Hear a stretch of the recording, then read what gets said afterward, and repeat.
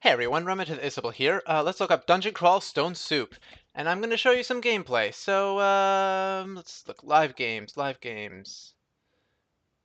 This guy looks interesting. So, I think this is the best roguelike. Now, obviously there's some bias, because I did kind of grow up with this, and the little bit of Tales of Middle-earth, which is now, what, Tales of Taj Mahal, because of copyright. But, this has, like, limited resources. There's limited food, so you can starve to death if you take too long.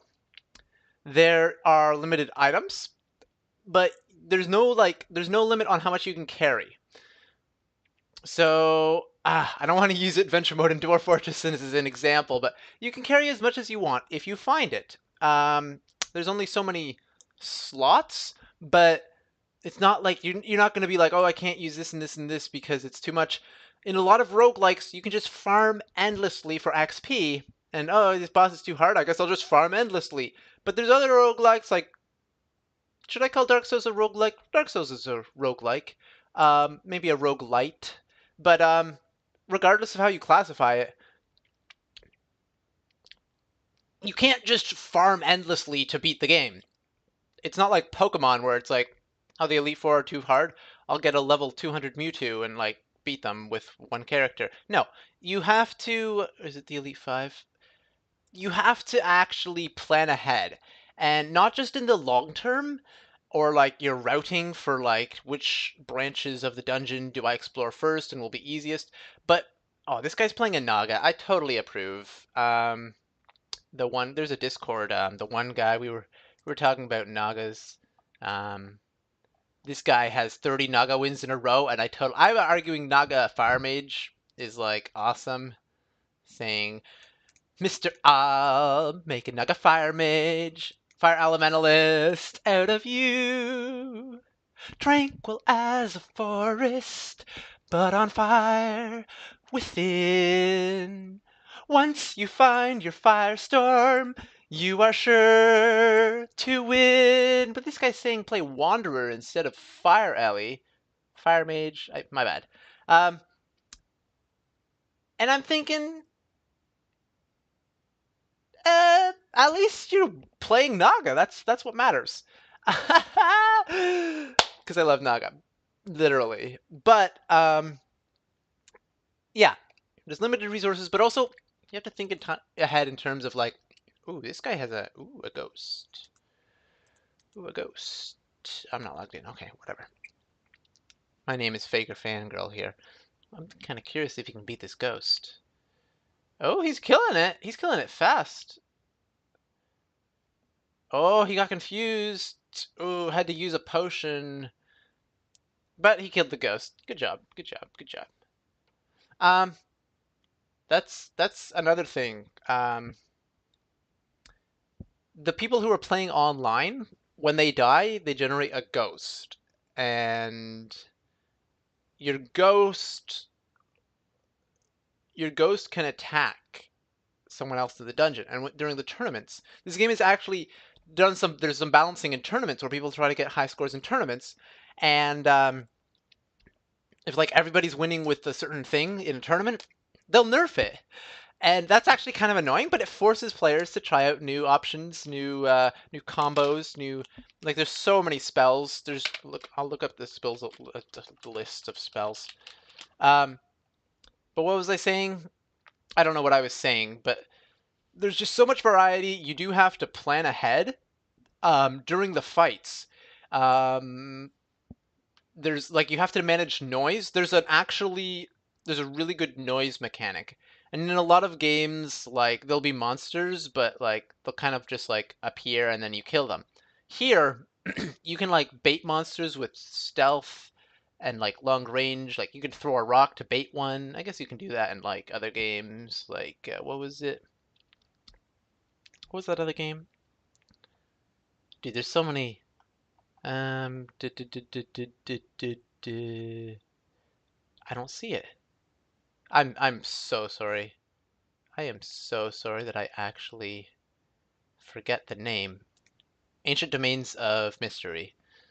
Um, and in like Tales of Middle Earth or Tales of Taj Mahal or in NetHack, there is noise, but like in Dungeon Crawl Stone Soup, noise is like a big factor, and that'll aggro monsters to you.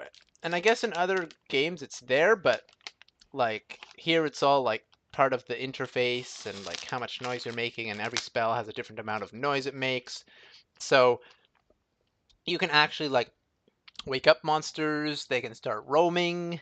Um, if you find a monster, but then like you don't have a route to your escape exit, like to the stairs, then you can't do stair dancing, which is where you go like up down the stairs, clearing them little by little. There's actually like, oh, here's some higher level spells. Are they? No, it's not ordered. It's alphabetical. Um, if you're not near the stairs and a monster makes a lot of noise, or you use a big spell like, oh, this one's kind of loud. Lehudib's Crystal Spirit. Oh, okay. Mephitic Cloud is a little bit loud. Hey, what's a really loud one? Ring of Flames. That's probably no. Anyways, if you use like a really loud spell, like a high level spell, it's gonna cause a big bang. Here, Yara's Violent Unraveling. This one should be loud, eh? It's not a huge spell, but I'm pretty sure it's loud. No, it's not. Here, let's look up Firestorm. This is a loud one, okay? Firestorm. This. I'm working towards this in my current playthrough, but I haven't found the book yet, and I don't think I would be able to cast it if I did, unless I drank a Brilliance potion. Which is one nice way to take out bosses, but or uniques they're called. But like, say, okay, this makes 20 noise. Then a whole bunch of monsters swarm you, and they can swarm you from every direction. But if you clear out in a certain order, or you stay near the stairwells, then you can go up, and if nothing's nearby you, they won't follow you. But if they are near you, they will follow you. And some monsters can blink or blink their allies to you. And blink is just like the Flash from League of Legends.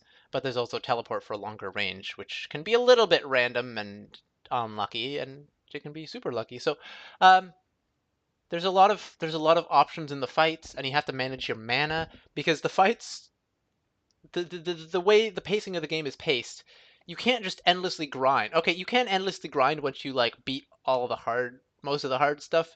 What if you beat like if you beat the early game and mid game, then you could just like in theory do like a bunch of grinding if you wanted, but it would be like high risk grinding.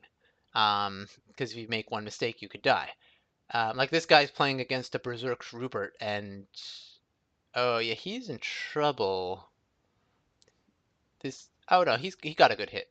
Okay, he got a really nice hit. Wow, this dragon form is working out for him really well.